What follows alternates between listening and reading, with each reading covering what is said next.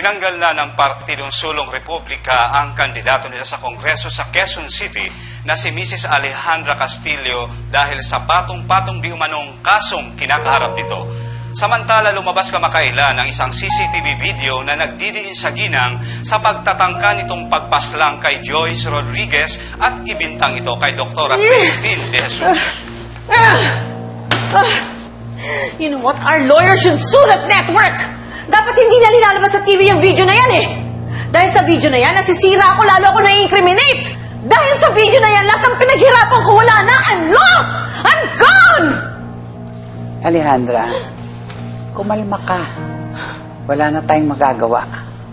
Lahat ng ebidensya laban sa'yo, nakalabas na.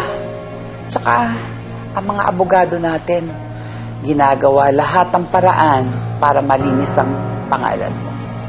Kalma lang.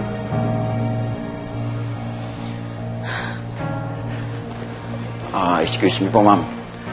Dinispatch ako na po yung kotse ng abogado. Nakakuha na rin ako ng bagong kotse yung gagamitin natin. Tinapon ko na yung dati yung mga telepono. Ma'am Salve, ito nga po pala yung nabibili niyo. Ma! How can you not be affected at all? You were the one who pushed me to go out there para maging politiko.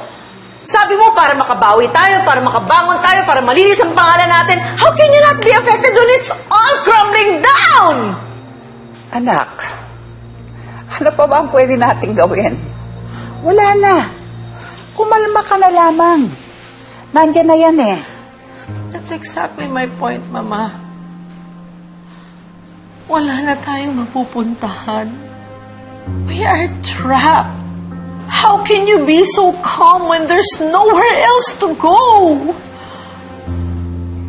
Anak, yes, we're down. But there's no other way if you're down than to go up. May naiisip akong paraan. Makakalabas tayo ng bansa. Gagawa ako.